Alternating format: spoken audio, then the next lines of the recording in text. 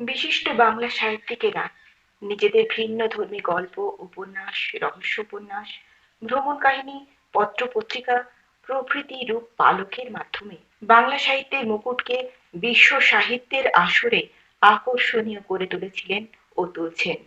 সাহিত্যিক পরশুরামের ভিন্নধর্মী রহস্য ভৌতিক গল্প যদু ডাক্তারের পেশেন্ট আমাদের এক আশ্চর্য জগতে পৌঁছে দেয়। খোলা জানালা বেঙ্গলি অডিও স্টোরি থেকে আজ আপনারা শুনছেন রহস্য ভৌতিক গল্প যদু ডাক্তারের পেশেন্ট। গল্প পাঠে আমি বর্ণিতা দেপাল।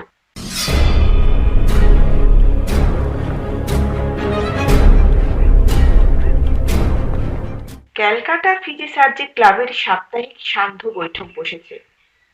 আজ বক্তৃতা দিলেন doctor Harish Chakladar, MD, LRCP, MRCS. মৃত্যুর লক্ষণ সম্বন্ধে তিনি অনেকক্ষণ ধরে অনেক কথা বললেন। 4-5 ঘন্টা শ্বাস রোধের পরেও আবার নিঃশ্বাস পড়ে। ফাঁসির পরেও কিছুক্ষণ হৃদস্পন্দন চলতে থাকে।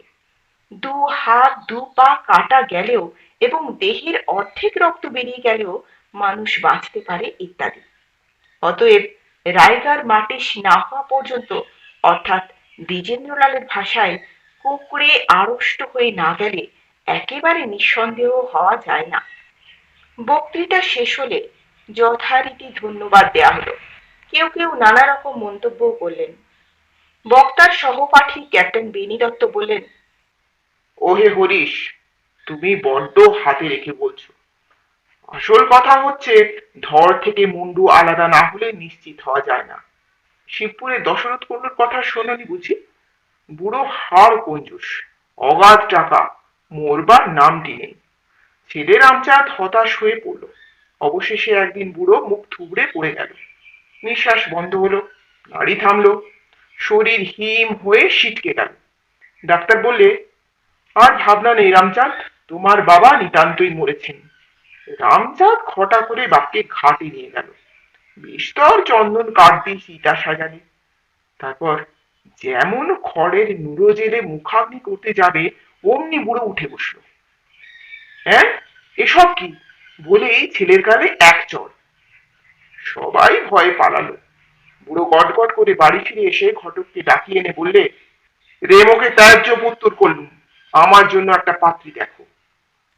সভাপতি ডাক্তার যদুনন্দন গড়গড়ি একটা ইজি চেয়ারে শুয়ে নাক ডাকিয়ে ঘুমোচ্ছিলেন। এর বয়স এখন 90। শরীর ভালোই আছে, তবে কানে একটু কম শোনেন আর মাঝে মাঝে খেয়াল দেখে আবোল তাবোল বকেন। ইনি কোথায় ডাক্তারি শিখেছিলেন, কলকাতায় কি বোম্বাইয়ে কি রেঙ্গুনে, তা লোকে জানে না। কেউ বলে ইনি সেকালে VLMS, কেউ বলে ওসব কিচ্ছু নয়, ইনি হচ্ছেন খাঁটি হ্যামার ব্র্যান্ড, অর্থাৎ হাতুড়ে। নিন্দুকেরা যাই বলুক, এককালে এর অসংখ্য পেশেন্ট ছিল। সাধারণ লোকে একে খুব বড় সার্জেন মনে করত। প্রায় 25 বছর প্র্যাকটিস ছেড়ে দিয়ে ইনি এখন ধর্ম, কর্ম, সাধুর সঙ্গ আর শাস্ত্র চর্চা নিয়ে দিন কাটাচ্ছেন। ক্লাবের বাড়িটি ইনিই করে দিয়েছেন। সেজন্য কৃতজ্ঞ সদস্যগণ একে আজীবন সভাপতি নির্বাচিত করেছেন। সকলেই একে শ্রদ্ধা করেন, আবার আড়ালে ঠাট্টাও করেন। হাসির শব্দে ডাক্তার যদু গড়গড়ির ঘুম ভেঙে গেল। মিটমিট করে তাকিয়ে প্রশ্ন করলেন, ব্যাপারটা কি? হরিশ চাকলাদার বললেন, আগে বেনি বলছে ধর থেকে মুন্ডু আলাদা না হলে মৃত্যু সম্বন্ধে নিশ্চিন্ত হওয়া যায় না। যদু ডাক্তার বললেন, এই বেনিটা চিরকালই মুখ্য। বিলেত থেকে ফিরে এসে মনে করেছে ও সব জানতা হয়ে গেছে। জীবন মৃত্যুর তুমি কতটুকু জানো হে ছোকরা? ক্যাপ্টেন বেনি দত্ত চোখরা নন, বয়স 40 পেরিয়েছে। হাত জোড় করে বললেন, না, কিছুই জানি না স্যার, আমি তামাশা করে বলছিলাম। তামাশা? মরণ বাঁচন নিয়ে তামাশা? যদু ডাক্তার চিরকালই দুর্মুখ। তার অত পসার হওয়ার এও একটা কারণ। লোকে মনে করত রোগী আর তার আত্মীয়দের যে ডাক্তার বেপরোয়া ধমক দেয় সে সাক্ষাৎ ধন্বন্তরী। বয়স বৃদ্ধির ফলে তার মেজাজ আরো খিটখিটে হয়েছে, কিন্তু তার কটু বাক্যে কেউ রাগ করে না।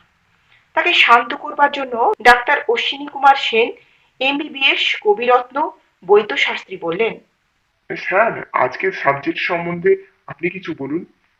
যদু ডাক্তার বললেন, আমার কথা তোমরা বিশ্বাস করবে কেন? আমার তো এখন ডোটেজ, যাকে বলে ভীমরতি। অশ্বিনী সেন বললেন, সে তো মহাভাগ্যের কথা। ৭৭ বছরের সপ্তম মাসের সপ্তম রাত্রির নাম ভীমরথী। আপনি তা বহুকাল পার হয়েছেন। আমাদের শাস্ত্রে বলে, এই দুস্তর রাত্রি অতিক্রম করে যিনি বেঁচে থাকেন তার প্রতিদিনই যজ্ঞ, তার চলাফেরা বিষ্ণু প্রদক্ষিণের সমান। তার বাক্যই মন্ত্র, নিদ্রাই ধ্যান, যে অন্ন খান তাই সুধা। আপনার কথা বিশ্বাস করবো না? সে কি একটা কথা হলো? কিন্তু ওই বেনি কাপ্টেন, ও বিশ্বাস করবে? বেনি দত্ত আবার হাত জোড় করে বললেন, নিশ্চয়ই করবো স্যার, যা বলবেন তা বেদ বাক্য বলে মেনে নেব। যদু ডাক্তার প্রসন্ন হয়ে বললেন, নেহাত যদি শুনতে চাও তো শোনো, কিন্তু তোমরা হয়তো ভয় পাবে। বেনি দত্ত বললেন, যদি ভুতুড়ে কাণ্ড না হয় তবে ভয় পাবো কেন স্যার? না না, ভুতুড়ে নয়, কিন্তু যে কেস হিস্ট্রি বলছি তা অতি ভীষণ। অথচ এতে শুধু সার্জিক্যাল ক্লাইম্যাক্স নয়, প্রেমেরও পরকাষ্ঠা পাবে। বাহ, বিভীষিকা সার্জারি আর প্রেম, এর চাইতে ভালো কম্বিনেশন হতেই পারে না। আপনি আরম্ভ করুন স্যার, আমরা শুনবার জন্য ছটফট করছি। ডাক্তার যদুনন্দন গড়গড়ি বলতে লাগলেন, প্রায় ৩৫ বছর আগেকার কথা। তখন তোমাদের সাপফা পেনিসিলিন আর স্ট্রেম্পোক্লোরো না টেরা কি বলে গিয়ে ও সব রেয়াজ হয়নি। কারো বাড়িতে অপারেশন হলে আয়োডোফর্মের খোসবায় পাড়া শুদ্ধ মাত হয়ে যেত। লোকে বুঝতো, হ্যাঁ চিকিৎসা হচ্ছে বটে। আমি তখন কালীঘাটে বাস করতুম। আমার বাড়ির কাছে এক তান্ত্রিক সিদ্ধ পুরুষ থাকতেন, নাম বিঘোরানন্দ। তিনি কামরূপ কামাখ্যায় আর তিব্বতে বহু বৎসর সাধনা করেছিলেন। ভক্তরা তাকে বিঘোর বাবা বা শুধু বাবা ঠাকুর বলতো। বয়স ৬০-৬৫, লম্বা চওড়া চেহারা, ঘোর কালো রং। এক মুখ দাড়ি গোঁফ দেখলেই ভক্তিতে মাথা নিচু হয়ে আসে। আমি তার কার্বঙ্কল অপারেশন করেছিলাম। একটু চাঙ্গা হওয়ার পর এক গোছা নোট আমার হাতে দেওয়ার চেষ্টা করলেন। হাত টেনে নিয়ে আমি বললাম, করেন কি? আপনার কাছে কি আমি ফি নিতে পারি? বিঘোর বাবা একটু হেসে বললেন, তুমি না নিলেও ও টাকা তোমার হয়ে গেছে। কথাটার মানে তখন বুঝতে পারিনি। তাকে নমস্কার করে বিদায় নিলাম। বাড়ি ফিরে এসে পকেটে হাত দিয়ে দেখি একটা ভূর্জপত্রের মোড়কে 10টা গিনি রয়েছে। বুঝলাম বেঘুর বাবার দান তার অলৌকিক শক্তিতে আমার পকেটে চলে এসেছে। তারপর থেকে মাঝে মাঝে তার কাছে যেতাম, নানা রকম আশ্চর্য তত্ত্ব কথা শুনতাম। বছর খানিক পরে তিনি কালীঘাট থেকে চলে গেলেন। তার একজন বড়লোক ভক্ত ত্রিবেণীর কাছে গঙ্গার ধারে একটি আশ্রম বানিয়ে দিয়েছিলেন। সেখানে গিয়ে রইলেন, একাই থাকতেন। তবে ভক্তরা মাঝে মাঝে তাকে দেখতে যেত। তারপর ২ বছর তার সঙ্গে আমার দেখা হয়নি, খবরও কিছু পাইনি। একদিন বেলা ১২টায় বাড়ি ফিরে এসেছি। একটা হার্নিয়া, দুটো অ্যাপেন্ডিক্স, 3টে টিউমার, 4টে টনসিল আর গোটা 5 হাইড্রোসিল অপারেশন করে অত্যন্ত ক্লান্ত বোধ করছি। না খাওয়ার পর স্ত্রীকে বললাম, আমি বিকেল 4টে পর্যন্ত ঘুমোবো, খবরদার কেউ যেন না ডাকে। কিন্তু ঘুমোবার জো কি? ঘন্টাখানিক পরে ঠেলা দিয়ে গিন্নি বললেন, ও শুনছো, জরুরি তার এসেছে। বললাম, ছিঁড়ে ফেলে দাও। গিন্নি বললেন, এ যে বিঘোর বাবার তার। অগত্যা টেলিগ্রামটা পড়তে হয়। লিখেছেন, এখনই চলে এসো, মোস্ট আর্জেন্ট কেস। তখনই মোটরে রওনা হলাম। ব্যাগটা সঙ্গে নিলাম, তাতে শুধু মামুলি সরঞ্জাম ছিল। কি রকম কেস কিছুই জানা নেই, সেই জন্য বিশেষ কোনো ওষুধপত্র নিতে পারলাম না। শীতকাল, পৌঁছতেই সন্ধ্যা হয়ে গেল। বিঘোর বাবার আশ্রমটি ত্রিবেণীর কাছে কামগাড়ি গ্রামের গঙ্গার ধারে, খুব নির্জন স্থান। কাছাকাছি লোকালয় নেই। গাড়ি থেকে নেমে আশ্রমের আগড় ঠেলে ভেতরে ঢুকতেই বিঘোর বাবার সঙ্গে দেখা। পরনে লাল চেলির জোড়, কপালে রক্ত চন্দনের ফোঁটা, পায়ে খড়ম, হুঁকো হাতে দাঁড়িয়ে দাঁড়িয়ে তামাক খাচ্ছেন। আমাকে দেখে বললেন, এসো ডাক্তার। যাক, নিশ্চিন্ত হওয়া গেল। এর কোনো ফ্যাসাদ হয়নি। প্রণাম করে জিজ্ঞেস করলাম, পেশেন্টকে কি হয়েছে? বললেন, ঘরের ভেতরে এসো, স্বচক্ষে দেখলেই বুঝবে। ঘরটি বেশ বড়, কিন্তু আলো অতি কম। এক কোণে পিলসুজের মাথায় পিদিম জ্বলছে, তাতে কিছুই স্পষ্ট দেখা যাচ্ছে না। একটু পরে দৃষ্টি খুললে নজরে পড়ল ঘরের এক পাশে একটা তক্তপোষ। বোধহয় বিঘোর বাবা তাতেই শোন। আর এপাশে মেঝেতে একটা মাদুরের উপর দুজন পাশাপাশি চিত হয়ে চোখ বুজে শুয়ে আছে। একখানা কম্বল দিয়ে সমস্ত শরীরে ঢাকা, শুধু মুখ দুটো বেরিয়ে আছে। একজন পুরুষ, জোয়ান বয়স, বোধহয় 25, মুখে দাড়ি গোঁফ, মাথায় ঝাঁকড়া চুল। আর একজন মেয়ে, বয়স আন্দাজ 20, কালো কিন্তু সুশ্রী, ঝুঁটি বাঁধা খোপা, সিঁথিতে সিঁদুর। জিজ্ঞাসা করলাম, স্বামী স্ত্রী? বিঘোর বাবা উত্তর দিলেন, "হুম, প্রেমিক প্রেমিকা।" কি হয়েছে নিজেই দেখো না। টেথোস্কোপটি গলায় ঝুলিয়ে হেঁট হয়ে কম্বলখানা আস্তে আস্তে সরিয়ে ফেললাম। তারপরে এক লাফে পিছনে ছিটকে এলাম। কম্বলের নিচে কিচ্ছু নেই, শুধু দুটো মুন্ডু পাশাপাশি পড়ে আছে। ভয় হলো, রাগ হলো। বিঘোর বাবাকে বললাম, আমাকে এরকম বিভীষিকা দেখাবার মানে কি? এ তো ক্রিমিনাল কেস, যা করতে হয় পুলিশ করবে, আমার কিচ্ছু করবার নেই। কিন্তু আপনি যে মহা বিপদে পড়বেন। বাবা শুধু একটু হাসলেন। তারপর দেখলাম পুরুষ মুন্ডুটা পিট পিট করে তাকিয়ে চি চি করে বলছে, মরিনি ডাক্তার বাবু। মেয়ে মুন্ডুটাও ডাইনে বায়ে একটু নড়ে উঠল। ডিসেকশন রুমে বিস্তর মোড়া ঘেঁটেছি, হরেক রকম বিভৎস লাশ দেখেছি, কিন্তু এমন ভয়ঙ্কর পিলে চমকানো ব্যাপার কখনো দৃষ্টিগোচর হয়নি। আমি আঁতকে উঠে পড়ে যাচ্ছিলাম। বিঘোর বাবা আমাকে ধরে ফেলে বললেন, ও হে গড়গড়ি ডাক্তার, ভয় নেই, ভয় নেই। মুন্ডু কাটা গেছে, কিন্তু আমি এদের বাঁচিয়ে রেখেছি। মৃত সঞ্জীবনী বিদ্যা শুনেছ? তার প্রভাবে এরা এখনো বেঁচে আছে। সেই শীতে আমার গা দিয়ে ঘাম ঝরছিল। কোন রকমে নিজেকে সামলে নিয়ে বললাম, এদের ধর কোথায় গেল? ওই যে, ওই কোনটায় কম্বলের নিচে পাশাপাশি শুয়ে আছে। বিঘোর বাবা আমার হাত ধরে টেনে নিয়ে গিয়ে বললেন, এই ধর দুটো বাঁচিয়ে রেখেছি, দেখো না তোমার চোঙা লাগিয়ে। স্টেথোস্কোপের দরকার হলো না। বুকে হাত দিয়ে দেখলাম হার্ট আর লাংস ঠিক চলছে, তবে একটু ঢিমে। বিঘোর বাবাকে বললাম, ধন্য আপনার সাধনা, বিলিতি বিজ্ঞানের মুখে আপনি জুতো মেরেছেন, কিন্তু এতই যদি পারেন তবে ধর আর মুন্ডু আলাদা রেখেছেন কেন? জুড়ে দিলেই তো ল্যাটা চুকে যায়। বিঘোর বাবা বললেন, তা আমার কাজ নয়, আমি মৃত সঞ্জীবনী জানি, কিন্তু খণ্ড যোজনী বিদ্যা আমার আয়ত্ত নয়। ও হলো মুচি বা ডাক্তারের কাজ। মুচি আবার লাশ ছোঁবে না, তার মোটরও নেই যে এই অবেলায় এত দূরে আসবে। তাই তোমাকে ডেকেছি, তুমি ধরের সঙ্গে মুন্ডু সেলাই করে দাও।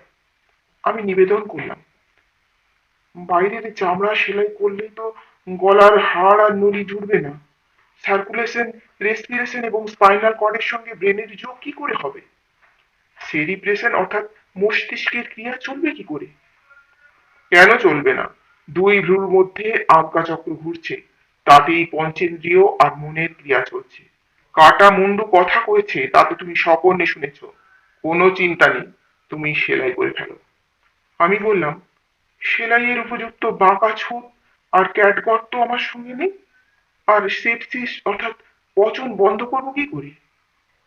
তোমাকে একটা গুঞ্ছোচ আর সুতলি দড়ি দিচ্ছি, পচবার ভয় নেই। দেখছো না, কাটা জায়গায় গঙ্গা মৃত্তিকা লেপন করে দিয়েছি, এই কাদা শুদ্ধ সেলাই করে দাও। বড়ই মুশকিলে পড়া গেল। আয়োজন কিছুই নেই, অ্যাসিস্ট্যান্ট নেই, নার্স নেই, অপারেশন টেবিল নেই, আলো পর্যন্ত নেই। অথচ বিকরানন্দ আমাকে এমন সার্জারি করতে বলছেন যা অসীমিন কালে কোথাও হয়নি। ক্যাপ্টেন বেনি দত্ত বললেন, হয়েছিল স্যার, গজানন গণেশ আর অজানন দক্ষ। আরে তারা হলেন দেবতা। আচ্ছা বেনি, আজকাল বড় অপারেশনের আগে তোমরা নাকি হরেক রকম টেস্ট করাও? আগে হ্যাঁ, blood pressure, blood count, blood sugar, X-ray photo, cardiogram প্রভৃতি মামুলি রুটিন টেস্ট তো আছেই। তাছাড়া non protein nitrogen, total heavy hydrogen, body ফ্যাটের আয়োডিন ভ্যালু, হাড়ের ইলাস্টিসিটি, দাঁতের রেডিও অ্যাক্টিভিটি, চামড়ার স্পেকট্রোগ্রাম, এসবও দেখা দরকার। অধিকন্তু রোগী আর তার আত্মীয়দের ইন্টেলিজেন্স কোশ্চেন টেস্ট করালে খুব ভালো হয়। শাঁসালো পেশেন্ট হলে অন্তত 20 জন স্পেশালিস্টের রিপোর্ট নেওয়া চাই। আর গরিব পেশেন্টকে বলে দিই, উঁচু দরের চিকিৎসা তোমার সাধ্য নয় বাপু, দাতব্য হোমিওপ্যাথি খাও গিয়ে, না হয় পাঁচশিকের মাদুলি ধারণ করো। যদু ডাক্তার বললেন, আমাদের আমলে অত সব ছিল না। জীব আর নাড়ি, থার্মোমিটার আর স্টেথোস্কোপ, এতেই যা করে। আর এই দুই পেশেন্টের তো চূড়ান্ত অপারেশন মুন্ডুচ্ছেদ আগেই হয়ে গেছে, এখন টেস্ট করা বৃথা। যাক, তারপর যা হয়েছিল শোনো। আমাকে দ্বিধাগ্রস্ত দেখে বিঘোরানন্দ আমার কাঁধে হাত দিয়ে বললেন, অত মাথা ঘামিও না ডাক্তার, শুধু সেলাই করে দাও, বাকিটুকু কুলকুণ্ডলিনী নিজেই করে নেবেন। আমি বললাম, বাবা ঠাকুর, ধরের সঙ্গে মুন্ডু সেলাই করা সার্জেনের কাজ নয়, থিয়েটারের বাবা মুস্তাফার কাজ। বেশ, আপনার আজ্ঞা পালন করব, কিন্তু এই দুজনের হিস্ট্রি তো বললেন না, এদের এমন দশা কি করে হলো? বিঘরানন্দ এই ইতিহাস বললেন। মেয়েটার নাম পঞ্চি, ওর বাপ হরিকামার বাঁশ বেড়েতে থাকে। পঞ্চির বিয়ে হয়েছিল এই কাকমারি গ্রামের রমাকান্ত কামারের সঙ্গে। রমাকান্ত লোকটা অতি দুর্দান্ত, দেখতে জমদূতের মতন, বদরাগী আর মাতাল। সে জমিদার বাড়িতে প্রতি বছর নবমী পুজোয় 108টা পাঁঠা, 10টা ভেড়া আর গোটা 2 মোষ এনে এক কূপে কাটে। পঞ্চি তাকে বিয়ে করতে চায়নি, তার বাপ টাকার লোভে জোর করে বিয়ে দিয়েছে। রমাকান্ত বজ্জাত হলেও আমাকে খুব ভক্তি করে, আমার অনেক ফরমাসও খাবে। সে পঞ্চির উপর অকথ্য অত্যাচার করত, আমি ধমক দিয়েও কিছু করতে পারিনি। এরকম ক্ষেত্রে যেমন হয়ে থাকে তেমনই হলো। এই যে পুরুষটার মুন্ডু দেখছো, ওর নাম জটিরাম বৈরাগী। তো দেশে লোক নয় রে পঞ্চি। পঞ্চি মাথা ওপর নিচে একটু নড়ে উঠে সায় দিলে। এই জটি ছোকরা কীর্তন গায় ভালো, তার জন্য নানা জায়গা থেকে ওর ডাক আসতো। জটিরাম মাঝে মাঝে এই গায়ে এলে পঞ্চির সঙ্গে দেখা করত। শেষটায় দুজনের প্রেম হলো। পঞ্চির ভুরু আর ঠোঁট একটু কুঁচকে উঠল। বিহরানন্দ বলতে লাগলেন, রমাকান্ত টের পেয়ে একদিন পঞ্চিকে বেদম মারলে, কিন্তু তাতে কোনো ফল হলো না। তারপর গতকাল রাত 1টার সময় আমি ঘুমিয়ে আছি এমন সময় দরজায় ধাক্কা পড়লো। উঠে দরজা খুলে দেখি রামদা হাতে রমাকান্ত। আমার পায়ে পড়ে কাঁদতে কাঁদতে বলল, সর্বনাশ করেছি বাবা ঠাকুর, এক কোপে দুটো সাবার করেছি, বাঁচান আমাকে। ব্যাপারটা এই, আগের দিন রমাকান্ত পঞ্চিকে বলেছিল আমি ভদ্রেশ্বর যাচ্ছি, চৌধুরী বাবুদের লোহার গেট তৈরি করতে হবে, 4-5 দিন পরে ফিরবো, তুই সাবধানে থাকিস। সব মিথ্যে কথা। রাত দুপুরে রমাকান্ত চুপি চুপি তার বাড়িতে এলো এবং আস্তে আস্তে ঘরে ঢুকে দেখলে পঞ্চি আর জটিরাম পাশাপাশি শুয়ে ঘুমোচ্ছে। দেখি রাম রায়ের এক কোপে দুজনের মুন্ডু কেটে ফেলে। তারপর ভয় পেয়ে আমার কাছে ছুটে এসেছে। আমি তখনই রমাকান্তের সঙ্গে তার বাড়ি গেলাম। প্রথমে মৃত সঞ্জীবনী বিদ্যা প্রয়োগ করে পঞ্চি আর জটিরামের সূক্ষ্ম শরীর আটকে ফেললাম। তারপর রমাকান্তকে বললাম, তুই ধর দুটো কাঁধে করে আশ্রমে নিয়ে চল, মুন্ডু দুটো আমি নিয়ে যাচ্ছি। আশ্রমে এসে রমাকান্ত আমার উপদেশ মতো ধর এক জায়গায় আর মুন্ডু আর এক জায়গায় শুইয়ে দিলে। খণ্ড যোজনের আগে পর্যন্ত এইরকম তফাৎ রাখাই তন্ত্রোক্ত পদ্ধতি। হরিশ চাকলাদার প্রশ্ন করলেন, সূক্ষ্ম শরীরেরও কি দুভাগ হয়েছিল? মুন্ডু আর ধর দুটোই আলাদা হয়ে বেঁচে রইল কি করে? যদু গড়গড়ি বললেন, তোমরা দেখছি কিছুই জানো না। সূক্ষ্ম শরীর ভাগ হয় না, নৈনং ছেদন্তি শস্ত্রাণি। তার অ্যানাটমি অন্যরকম, কতকটা অ্যামিবার মতন, কিন্তু ঢের বেশি ইলাস্টিক। ধর আর মুন্ডু তফাতে থাকলেও সূক্ষ্ম শরীর চিটে গুড়ের মতন বেড়ে গিয়ে দুটোতেই ভর করতে পারে। তারপর বিঘোর বাবা যা বলছিলেন তা শুনো। রমাকান্ত আবার আমার পায়ে পড়ে বললে, দোহাই বাবা ঠাকুর, ফাঁসি যেতে পারবো না, আমাকে বাঁচান। আমি বললুম, তুই এক্ষুনি তোর বাড়ি গিয়ে সব রক্ত ধুয়ে সাফ করে ফেলবি, তোর রামদা গঙ্গায় ফেলে দিবি, তারপর গায়েব হয়ে থাকবি, 1 বছর পরে গ্রামে ফিরতে পারিস। রমাকান্ত বললে, কিন্তু লাশের গতি কি করবেন? পুলিশ টের পেলেই তদারক করতে আসবে, আপনাকেই আসামি বলে চালান দেবে। আমি বললাম, তোকে তা ভাবতে হবে না, যা বলছি তাই করবি। রমাকান্ত যে আজ্ঞা বলে চলে গেল। আমার সেই টেলিগ্রাম পেয়ে তুমি এসেছো, এখন আর দেরি নয়, রাত 8টায় অশ্লেষা পড়বে, তার আগেই সেলাই করে ফেলো, নইলে জোড়া লাগবে না। গুণ ছুঁচ আর সুতলি নিয়ে আমি সেলাই করতে যাচ্ছি, এমন সময় দেখলাম মুন্ডু দুটো ফিসফিস করে নিজেদের মধ্যে কথা বলছে। ক্রমশ পঞ্চির কণ্ঠস্বর চড়া হয়ে উঠল। বিঘোর বাবা ধমক দিয়ে বললেন, এই পঞ্চি, চেঁচাসনি।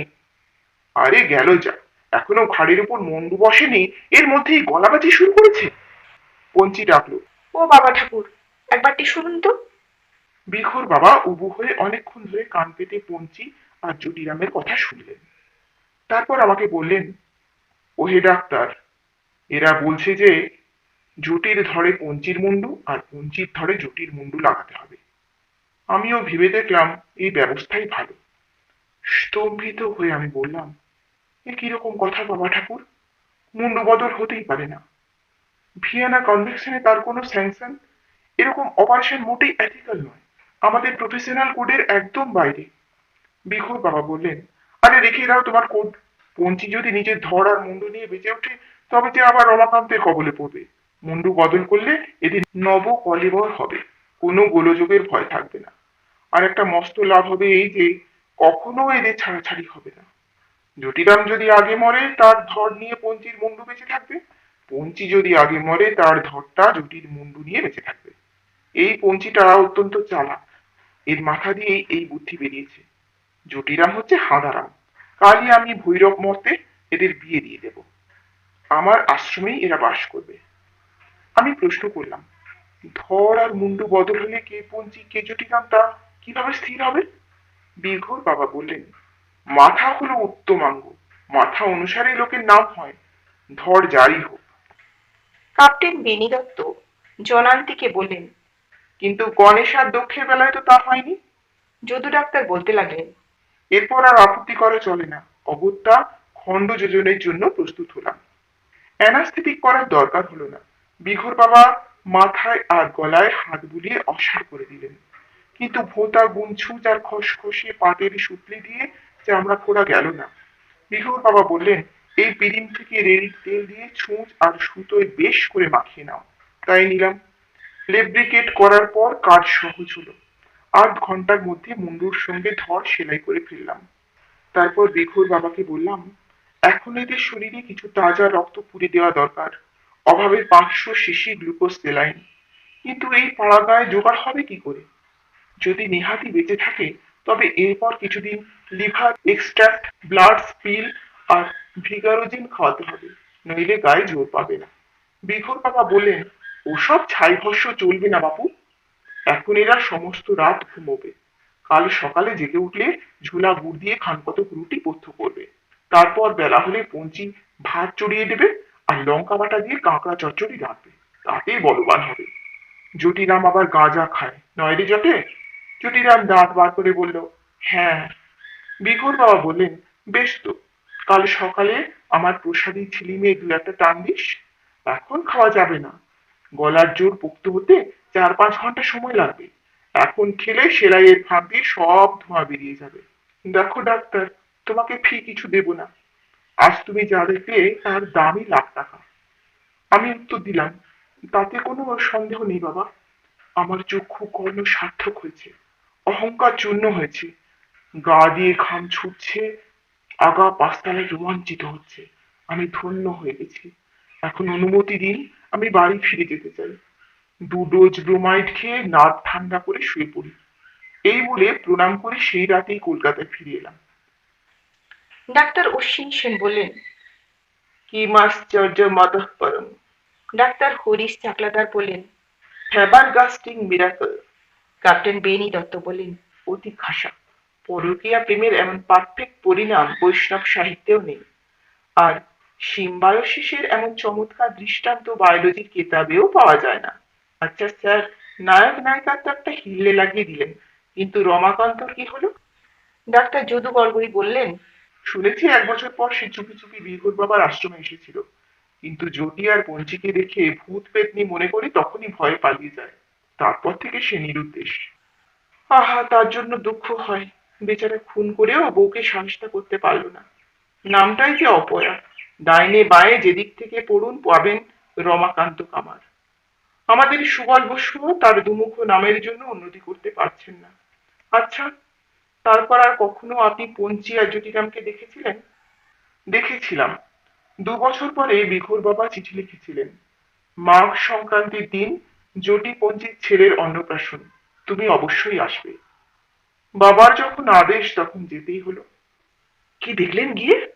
দেখলাম বিঘোর বাবা ঠিক আগের মতন লাল চিড়ের জোর পরে দাঁড়িয়ে হুকো টানছেন। পঞ্চি তার মাস্কিউলার মদ্দা হাতে একটা মস্ত কুড়ুল নিয়ে কাঠ ছেঁড়া করছে। জটিরাম রোয়াকে বসে একটা পিঁড়িতে আগুনা দিচ্ছে আর কোলের ছেলেকে দুধ খাওয়াচ্ছে।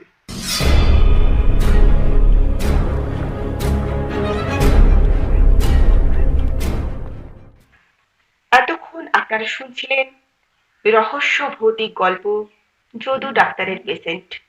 গল্প পাঠে আমি বর্ণিতা দেপাল। গল্প পাঠ শুনে যদি আপনাদের ভালো লাগে তবে লাইক, কমেন্ট, সাবস্ক্রাইব আর বন্ধু মহলে শেয়ার করার অনুরোধ জানাচ্ছি।